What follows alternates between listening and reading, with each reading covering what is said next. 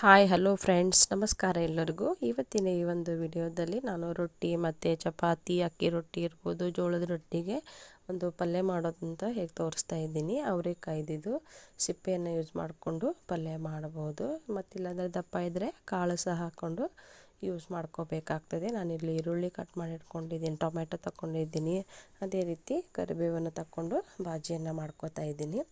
ಈಗ ನೋಡಿ, ಕಡಾಯಿಗೆ ನಾನು ಒಂದು 2 ಸ್ಪೂನ್ ಆಗುವಷ್ಟು ಎಣ್ಣೆಯನ್ನು ಹಾಕ್ಕೋತಾ ಇದ್ದೀನಿ. ಎಣ್ಣೆ ಚೆನ್ನಾಗಿ ಕಾಯಬೇಕು. ಈಗ ನೋಡಿ, ಎಣ್ಣೆ ಕಾದಿದೆ ಅಂತ ಚೆಕ್ ಮಾಡಿಕೊಂಡೆ. ನಾನು ಕರಿಬೇವನ್ನು 1-2 ಎಸಳು ಹಾಕ್ಕೊಂಡಿದ್ದೀನಿ ಅಷ್ಟೇ. ಅದೇ ರೀತಿ ಈಗ ಅದಕ್ಕೆ ಸಾಸಿವೆಯನ್ನು ಹಾಕ್ಕೋತಾ ಇದ್ದೀನಿ, ಜೀರಿಗೆ ಸಹ ಒಂದು ಅರ್ಧ ಸ್ಪೂನಷ್ಟು ಹಾಕ್ಕೊಂಡಿದ್ದೀನಿ. ಅದೇ ರೀತಿ ಕರಿಬೇವನ್ನು ಹಾಕ್ಕೊಂಡಿದ್ದೀನಿ. ಒಂದು 2 ಈರುಳ್ಳಿಯನ್ನು ನಾನಿಲ್ಲಿ ಹಾಕ್ಕೊಂಡಿದ್ದೀನಿ. ಈರುಳ್ಳಿ ಚೆನ್ನಾಗಿದ್ದರೆ, ಅಂದರೆ ಜಾಸ್ತಿ ಇದ್ದರೆ ಟೇಸ್ಟು ಚೆನ್ನಾಗಿ ಬರ್ತದೆ. ಈರುಳ್ಳಿ ಜಾಸ್ತಿ ಯೂಸ್ ಮಾಡ್ಕೋಬೇಕಾಗ್ತದೆ. ಈರುಳ್ಳಿ ಎಲ್ಲ ಚೆನ್ನಾಗಿ ಫ್ರೈ ಆಗಬೇಕು. ಫ್ರೈ ಆದ ನಂತರ ಇದಕ್ಕೆ ನಾನು ಒಂದು 2 ಟೊಮ್ಯಾಟೊ ತೊಗೊಂಡಿದ್ದೀನಿ. ಸ್ಮಾಲ್ ಇತ್ತಂದರೆ ಸಣ್ಣದಿತ್ತು, ಅದಕ್ಕೆ 2 ಟೊಮ್ಯಾಟೊ ತೊಗೊಂಡಿದ್ದೀನಿ. ದೊಡ್ಡದಿದ್ದರೆ ಒಂದೇ ಯೂಸ್ ಮಾಡಿದರೆ ಸಾಕು.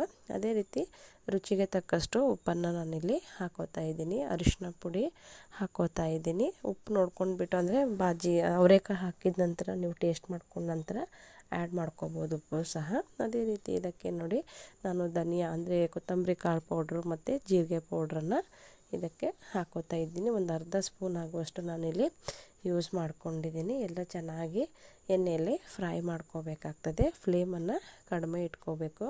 ಈಗ ನೋಡಿ, ಅವರೆಕಾಯಿನ ನಾನು ಸಣ್ಣದಾಗಿ ಕಟ್ ಮಾಡಿ ಇಟ್ಕೊಂಡಿದ್ದೀನಿ. ಅವರೆಕಾಯನ್ನು ನೀವು ಚೆನ್ನಾಗಿ ನೋಡ್ಕೋಬೇಕು, ತೊಳ್ಕೊಂಡ್ಬಿಟ್ಟು ಸಣ್ಣಗೆ ಕಟ್ ಮಾಡ್ಕೋಬೇಕು.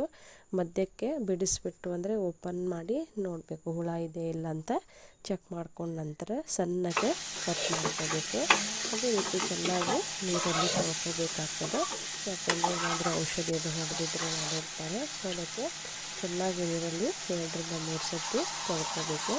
ಇವೆಲ್ಲ ಫ್ರೈ ಮಾಡ್ಕೊಂಡ ನಂತರ ನಾವು ಇದಕ್ಕೆ ಅಚ್ಚ ಖಾರದ ಪುಡಿಯನ್ನು ಯೂಸ್ ಮಾಡ್ಕೋತಾ ಇದ್ದೀನಿ.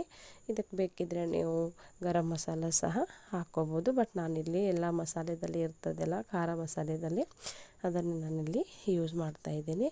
ಎಲ್ಲ ಚೆನ್ನಾಗಿ ಏನು ಮಾಡಬೇಕು, ಟರ್ನ್ ಮಾಡಿ ಒಂದು ಪ್ಲೇಟನ್ನು ಮುಚ್ಚಿ ಬೇಯಿಸ್ಕೋಬೇಕಾಗ್ತದೆ. ನೀರು ಹಾಕ್ಕೊಳ್ಳಿಕ್ಕೆ ಹೋಗಬೇಡಿ.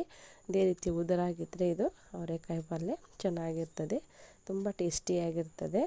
ನೋಡಿ, ಈಗ ಒಂದು 5 ನಿಮಿಷ ನಾನೇನು ಮಾಡಿದ್ದೆ, ಸ್ಟೀಮಲ್ಲಿ ಅಂದರೆ ಪ್ಲೇಟ್ ಮುಚ್ಚಿ ಬೇಯಿಸ್ಕೊಂಡಿದ್ದೀನಿ.